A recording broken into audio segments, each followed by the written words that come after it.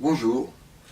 je m'appelle Florent Pasquier, je suis enseignant-chercheur, maître de conférence à l'université Paris-Sorbonne,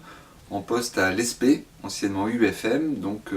dédié à la formation des enseignants du primaire, du secondaire, des conseillers principaux d'éducation et d'autres acteurs de la formation. Je suis spécialisé en nouvelles technologies éducatives et je m'intéresse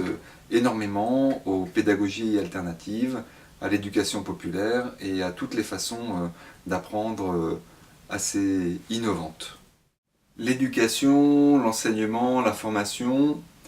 ce sont vraiment des sujets inépuisables et passionnants. Ils font vivre beaucoup de professionnels et ils intéressent aussi beaucoup de non-professionnels, ne serait-ce que parce que eux-mêmes sont passés dans des systèmes de formation ou bien parce qu'ils sont en lien avec leurs propres enfants, des connaissances qui eux-mêmes également sont dans ces dispositifs. C'est passionnant, mais en même temps ça demande beaucoup de modestie, parce que s'il existait une solution qui fonctionnait, et pour quelle fin, eh bien évidemment elle serait déjà connue de tous et très probablement appliquée. Or, évidemment, les chiffres de l'OCDE, de l'ONU nous montrent qu'il y a encore beaucoup de progrès à faire pour les apprentissages des fondamentaux, pour la réussite scolaire, et puis pour la réussite tout court d'ailleurs. Alors, qu'est-ce qu'on peut faire? Comment s'orienter par rapport à ça? Je crois qu'il nous faut une attitude vraiment d'être en recherche. En tant qu'enseignant-chercheur, pédagogue-chercheur, j'ai quelques îlots de certitude au sein d'une immensité de questions.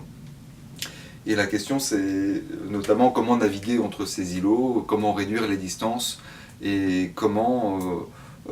concevoir un enseignement, une transmission, une application qui favorise le dispositif éducatif et de la transmission des apprentissages. Donc pas de modèle unique, des solutions qui parfois fonctionnent, parfois ne fonctionnent pas, beaucoup de variables et un besoin d'analyse assez fine pour le pratiquant, pour le praticien, pour l'intéressé, sur ces différentes notions, sur ces potentialités, sur les paradigmes qui vont pouvoir être mis en œuvre et recherchés. Un paradigme, c'est un modèle dominant.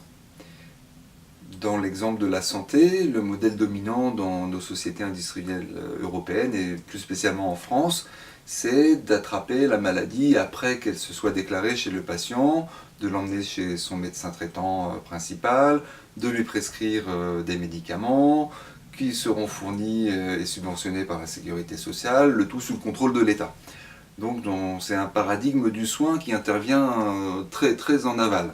Alors que dans d'autres sociétés, certaines sociétés asiatiques, comme la Chine, on prend la question de la santé très en amont, où le rôle du médecin n'est pas de guérir, mais de prévenir. C'est-à-dire qu'en fait, on le paye quand on n'est pas malade, chaque fin d'année. Concernant l'éducation, notre paradigme éducatif, il est en train de changer d'un modèle transmissif qui est axé sur la connaissance, les savoirs, les disciplines, vers un modèle beaucoup plus de réception, c'est-à-dire plus orienté vers celui qu'on va appeler l'apprenant, celui qui est dans le processus d'éducation, donc l'élève, le jeune, l'adolescent, la personne en formation continue. Et c'est absolument pas anodin de passer du côté du prof à celui de l'élève, puisque en fait, cette évolution de paradigme remet en cause tous les acquis, toutes les certitudes sur lesquelles sont fondés les dispositifs d'enseignement, à commencer par ceux de l'éducation nationale. Donc, dans les systèmes éducatifs que nous souhaitons interroger, évaluer, questionner, critiquer avec bienveillance, on va complètement modifier notre point de vue sur la question, on va quitter ce qu'on appelle la centration sur les savoirs ou sur le prof, pour se tourner du côté de ceux qui apprennent, de ceux qui développent leur maturité intellectuelle, leur connaissance, l'acquisition de leur savoir. Et à ce moment-là, on s'aperçoit que tout bouge, tout change, et il n'y a plus de stabilité. Par exemple, l'ordonnancement de la classe, qui jusque-là était absolument frontal, même avec une estrade, hein, pour rehausser la position de l'enseignant, déversant le savoir sur ses élèves, eh bien, on va mettre les tables en îlot, par exemple, et on va de cette façon favoriser le dialogue, les échanges entre ce qu'on appelle donc les apprenants, de façon à ce que, entre eux, peut-être, ils expliquent différemment, avec leurs mots, avec leurs propres capacités cognitives, qui ne sont pas celles de l'enseignant, et que des fois l'enseignant n'imagine même pas, de façon à ce que une co-construction des savoirs puisse s'opérer, et pas simplement une transmission, que ce soit au travers de la parole du maître, ou à travers d'un manuel, ou d'un site internet. Alors tout ceci, bien sûr, nous oblige à reconsidérer complètement les pédagogies que nous utilisions jusque-là, et à en inventer des nouvelles. Alors on n'invente pas à partir de rien. Il y a tout le mouvement de l'école nouvelle depuis plus d'une centaine d'années, qui sera présenté plus tard, qui nous apporte des éléments théoriques et pratiques sur la question, mais actuellement, il est absolument certain que nous nous orientons vers des actions beaucoup plus collaboratives, participatives, horizontales, où le rôle de l'enseignant évolue vers celui de guide, passeur, garant, accompagnant, beaucoup plus proche en fait, dans une relation beaucoup plus humaine avec, avec ses publics.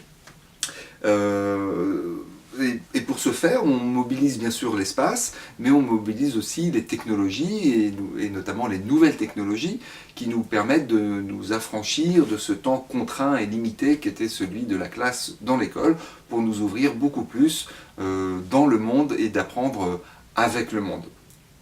La dimension essentielle à ne pas oublier, c'est qu'on apprend plus facilement à plusieurs que tout seul. Et donc l'importance et l'intérêt de faire partie d'un groupe de travail, de travailler à plusieurs sur des objectifs qui sont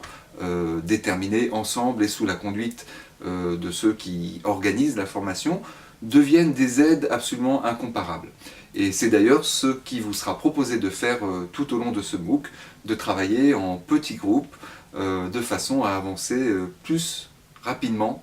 ensemble et en profondeur.